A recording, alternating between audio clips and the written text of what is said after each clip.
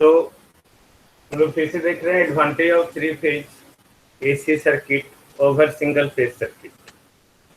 तो इसका एडवांटेज क्या है कि पॉलीफेज एसी सर्किट में जो है ना, अगर थ्री फेज हो सिंगल फेज हो, वोल्टेज सेम रखा जाए, जिस पावर को हम लोग ट्रांसमिट कर रहे हैं उसको भी अगर सेम रखा जाए, तो इस केस में जो कॉपर का रिक्वायरमेंट होगा, वायर का रिक्वायरमेंट होगा, वो लेस होगा as compare to single phase circuit. Okay, single phase circuit में जितना कॉपर मटेरियल का रिक्वायरमेंट होगा उससे भी कम हमारा जो कॉपर का रिक्वायरमेंट होगा वो थ्री फेज एसी सर्किट में होगा, या नंबर ऑफ फेजेस जैसे जैसे बढ़ाते जाएंगे वैसे वैसे आपका कॉपर मटेरियल का अमाउंट जो है घटते जाएगा।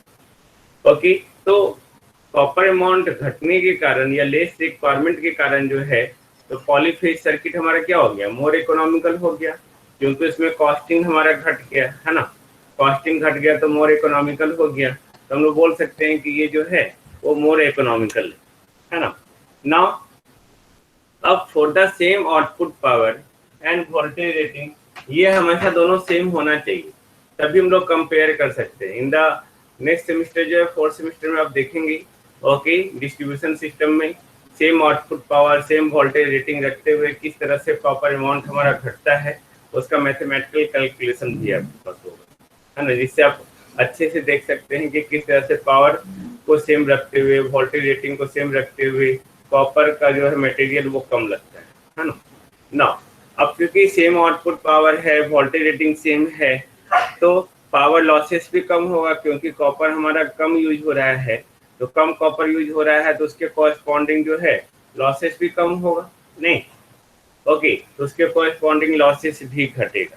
ओके, सेम आउटपुट सेम, आप इस तरह से भी आप देख सकते हैं। ओके, पी हमारा सेम है, भी सेम है ना, ये दोनों सेम है, तो लॉसेज जो होता है आपका वो होता है आई स्क्वायर आर। तो आई स्क्वायर आर, तो T equal to what, T by भी आर, है ना। या आप सिंपल से इसी आई आई देख लो आप। ओके, जब हम लोग कंपेयर करेंगे तो उसका कॉरस्पॉन्डिंग जो है कॉपर मटेरियल अगर हमारा घटेगा, ओके, तो उसके कॉरस्पॉन्डिंग जो है लॉस हमारा यही है, power losses. Okay, power losses हमारा यही है, इसको आप इस तरह से लिख सकते हैं, D by R, R equal to rho L by E. इसको पूरा कैलकुलेशन ही करना होगा, है ना। कैलकुलेशन करेंगे आप, एल एल मल्टीप्लाई करेंगे, तो एल के कॉरस्पॉन्डिंग यहाँ पे होगा। ओके, तो जितना लेंथ आपका घटेगा, ओके, उतना रेसिस्टेंस घटेगा तो करंट आपका बढ़ेगा। नहीं, ऐसे नहीं,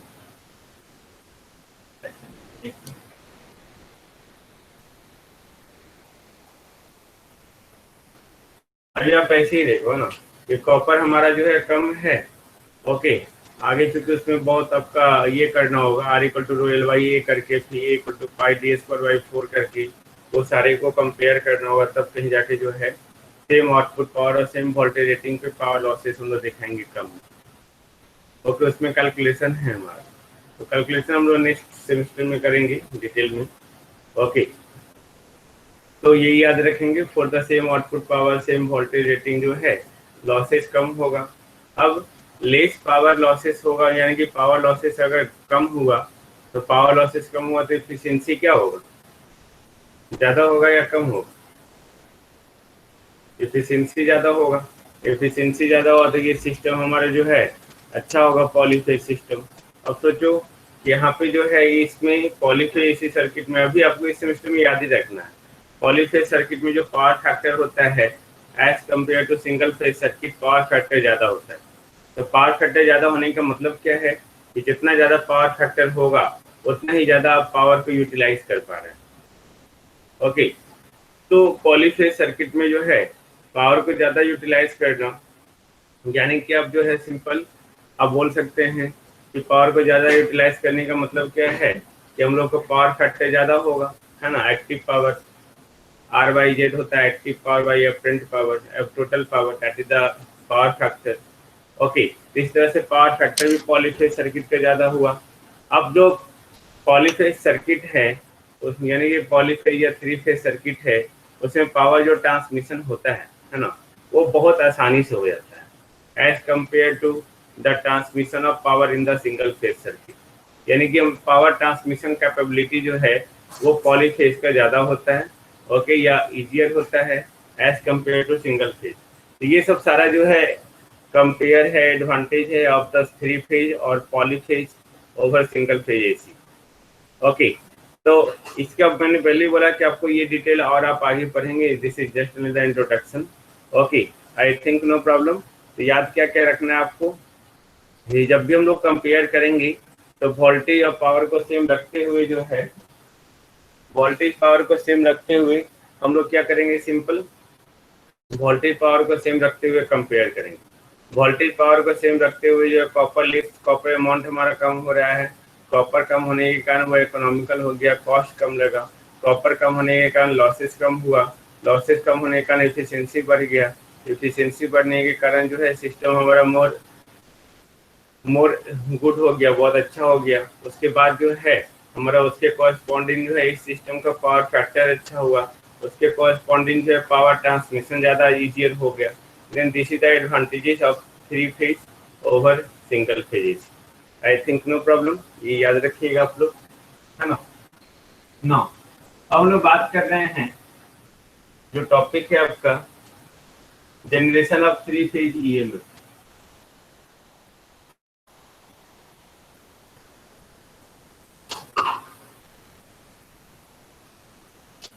Three-phase EMF in a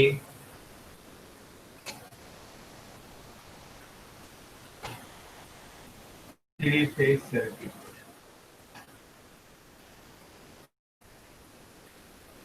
okay, तो ये जो है three phase EMF, three phase circuit में थ्री फेज ईएमएफ का जनरेशन कैसे होता है। हालांकि ये अल्टरनेटर का चीज़ है, आप फिफ्थ सेमेस्टर में जब अल्टरनेटर स्टडी करेंगे, ओके, तो ये अल्टरनेटर ही है कि कोई भी थ्री फेज सर्किट में जो है थ्री फेज ईएमएफ का जनरेशन कैसे हो रहा है। तो कोई भी थ्री फेज सिस्टम हो, ओके, मैंने पहले ही बात किया लास्ट क्लास में कि कोई भी थ्री फेज सिस्टम हो, अगर वो बैलेंस सिस्टम है, तो बैलेंस सिस्टम है तो वहाँ पे जो ईएमएफ होगा वो सेम वोल्टेज होगा, मतलब उसका मैग्नीट्यूड सेम होगा, इक्वल वोल्टेज ऑफ ईएमएफ होगा, सेम फ्रीक्वेंसी होगा, और उसके बीच में डिस्प्लेसमेंट कितना होगा, डिस्प्लेसमेंट 120 डिग्री होगा, है ना। ओके, कोई भी थ्री फेज बैलेंस सिस्टम अगर है तो magnitude same, frequency same, okay, और साथ साथ जो है उसके पास जो फेज डिस्प्लेसमेंट होगा वो कितना होगा, 120 डिग्री। अब जो ये ईएमएफ है या वोल्टेज है, ओके, हम लोग उसको जनरेट करते हैं by using the three phase AC generator. मैंने अभी जस्ट कहा थ्री फेज एसी जनरेटर को ही हम लोग अल्टरनेटर कहते हैं या सिंक्रोनस जनरेटर कहते हैं। तो जो थ्री फेज एसी जनरेटर होता है या अल्टरनेटर होता है, उसमें तीन आइडेंटिकल वाइंडिंग लेते हैं, मतलब सिमिलर वाइंडिंग लेते हैं, और तीनों वाइंडिंग जो है एक दूसरे से 120 डिग्री से इलेक्ट्रिकली डिस्प्लेस्ड है, लाइक दैट। ये देखो, मान लेते हैं कि एक वाइंडिंग हो गया, तो इसका वाइंडिंग का दूसरा छोर जो है आगे आप देखेंगे मोटर में या मशीन में, ये हो गया। ओके, ये कंडक्टर है मान लो से, ओके, इससे 120 डिग्री आगे ये बी हो गया, इसके ठीक सामने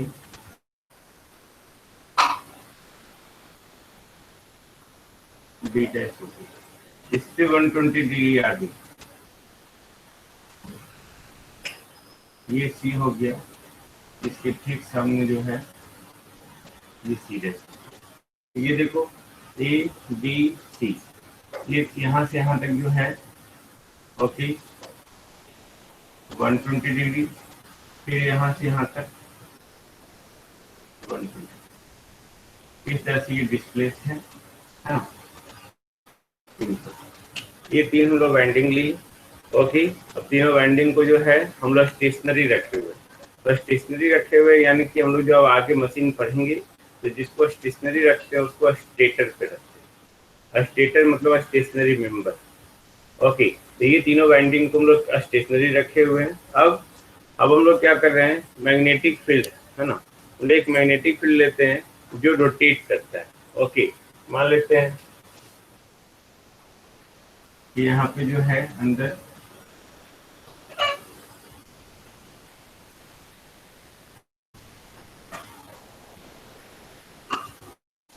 एक कॉइल से बाइंड कर दिए, प्लस माइनस इसमें करंट फ्लो करेगा। ओके, इसके चलते जो है बताओ ये करंट का डायरेक्शन हो गया। ओके, तो करंट का डायरेक्शन हो गया तो मैग्नेटिक फील्ड का डायरेक्शन ये होगा ना। जब मैग्नेटिक फील्ड का डायरेक्शन होगा, इधर से मैग्नेटिक फील्ड किया तो ये नॉर्थ पोल और ये साउथ पोल बनाएगा। ओके, तो ये मैग्नेटिक फील्ड हो गया। तो हम लोग यहाँ पे क्या कर रहे हैं कि जो आपका मैग्नेटिक फील्ड है, ओके, इसको हम लोग रोटेट कर रहे हैं। तो रोटेट करवाते हैं तो उसको हम लोग रोटेटिंग मेंबर करते हैं, that is the rotor. Okay, यानी कि ये रोटर हो गया, ये आपका स्टेटर हो गया, सिंपल, ये रोटर हो गया। अब मैग्नेटिक फील्ड रोटेट करवा रहे हैं। ओके, तो मैग्नेटिक फील्ड रोटेट करवाएंगे तब क्या होगा कि हर एक वाइंडिंग में, हर एक कंडक्टर में जो है ये ईएमएफ इंड्यूस्ड होगा। हम लोग जानते हैं ओके कि जब भी कोई भी कंडक्टर जो है अगर मैग्नेटिक फील्ड को कट करता है तो Faraday law of electromagnetic induction कहता है उसमें एक ईएमएफ इंड्यूस्ड होगा। Got it. तो यहाँ पे जो ईएमएफ इंड्यूस होने का कारण क्या है कि यहाँ पे कंडक्टर और मैग्नेटिक फील्ड के बीच में हमेशा एक रिलेटिव मोशन होना चाहिए। अगर रिलेटिव मोशन है तब कंडक्टर में ईएमएफ इंड्यूस होगा, अगर रिलेटिव मोशन नहीं है तो कंडक्टर में ईएमएफ इंड्यूस नहीं होगा। क्लियर है? यहाँ पे देखो रिलेटिव मोशन कहने का मतलब क्या है, ओके, कि ये देखो रोटेट कर रहा है मैग्नेटिक फील्ड। अब क्योंकि नॉर्थ पोल है तभी से तो रोटेट करके ये अब यहाँ आ गया, सपोज नहीं, ये यहाँ आ गया, ये तो रोटेट कर रहा है नॉर्थ साउथ, बट कंडक्टर हमारा क्या है, स्थिर है, यानी कि दोनों के बीच में रिलेटिव मोशन है। तो जब अगर रिलेटिव मोशन होगा यानी कि उसमें जो एक ईएमएफ इंड्यूस होगा।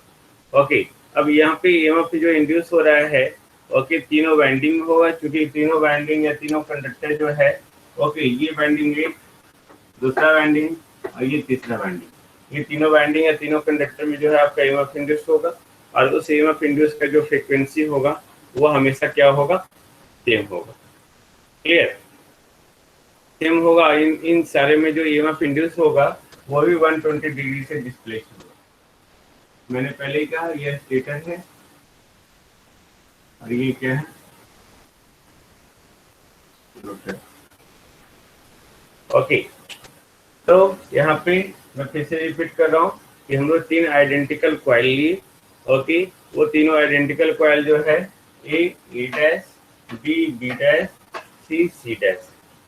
ओके, और तीनों आइडेंटिकल कॉइल जो है जिसमें तीनों आइडेंटिकल कॉइल में ए बी सी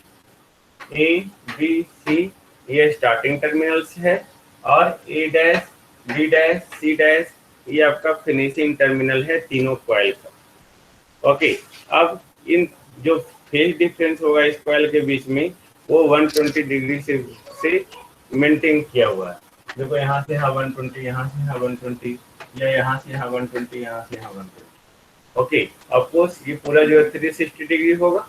तो जब यहाँ से यहाँ 120, यहाँ से यहाँ 120, तो ये जो आपका है यहाँ से यहाँ 120, नहीं,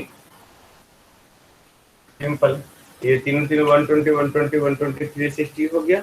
ओके, अब मैंने क्या कहा कि जैसे मैग्नेटिक फील्ड रोटेट किया जाएगा by the rotation of coil, इसको रोटेट किया जाएगा, ये जैसे ही रोटेट किया जाएगा, ओके, जैसे ही रोटेट हुआ तो रोटेशन के कारण जो है इस मैग्नेटिक फील्ड को कट करेगा।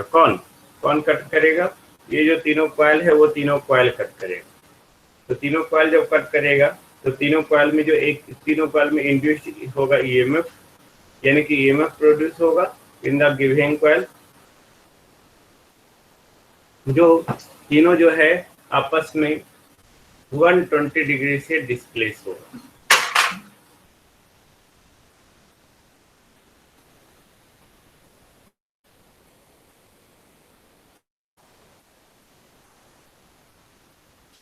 वन 120 डिग्री से डिस्प्लेस होगा, है ना, लाइक जैसे हम लोग लिखे थे सिंपल 120 डिग्री से जो डिस्प्लेस होगा, देखो सिंपल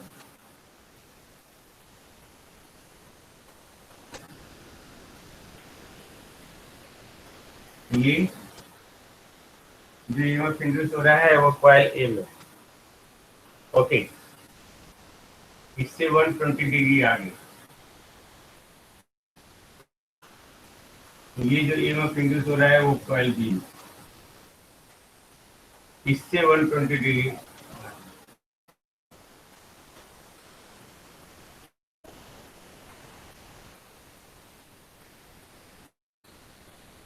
ये जो ईएमएफ इंड्यूस हो रहा है कॉइल सी में, तो सबसे पहले ईएमएफ इंड्यूस किसमें हुआ?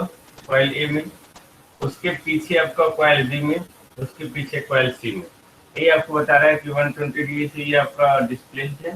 देखो ये क्लॉकवाइज में है, दिख रहा है, यहाँ से यहाँ क्लॉकवाइज, फिर यहाँ से यहाँ क्लॉकवाइज 120 डिग्री, तो ये भी आपका क्लॉकवाइज मतलब एंगल नेगेटिव, ओके। तो अगर ईए में ईएमएफ इंड्यूस हो रहा है ईएम साइन ओमेगा टी, तो इसके ठीक 120 डिग्री पीछे बी में इंड्यूस होगा मैग्नीट्यूड आपका sine omega T minus 120 degree. इसको आप इस तरह से भी लिख सकते हैं, ये मैग्नीट्यूड एंगल 0 डिग्री और ये भी मैग्नीट्यूड एंगल माइनस 120 लिख सकते हैं नहीं। और ठीक इसके पीछे ईएमएफ इंड्यूस होगा सी में ईएम साइन ओमेगा टी, इसके 120 डिग्री पीछे यानी कि माइनस 240 है ना। इसको हम लोग ये भी लिख सकते हैं एंगल माइनस 240। आपको याद होगा इसी को हम लोग लिखते हैं प्लस 120 नहीं, ओके, यानी कि आप ये भी लिख सकते हैं EM sine omega T plus 120। Clear है? ओके, तो इसी तरह से हम लोग जनरेशन ऑफ 3 फेज ईएमएफ करते हैं in the 3 phase circuit. I think no problem नहीं ना। ओके, अब इसका अगर इसका फेज, ये हमारा वेव फॉर्म जनरेशन हुआ, वेव फॉर्म रिप्रेजेंटेशन, ये ईएमएफ इक्वेशन हुआ। अगर वही फेजर रिप्रेजेंटेशन देखेंगे, ये हमारा जो है अगर ये है इससे 120 डिग्री नीचे ईबी और इससे 120 डिग्री इधर, ये भी 120, ये भी 120, ये होगा ना, चलिए यही होगा नहीं, ओके। तो ये कॉइल ए डैश में हुआ, ये कॉइल बी डैश में हुआ, आप इसको इस तरह से देख सकते हैं, okay. Coil A dash, coil B dash, coil C dash, okay. ये आपका जनरेशन ऑफ 3 फेज ईएमएफ हो गया, okay. I think no problem, just tell me please.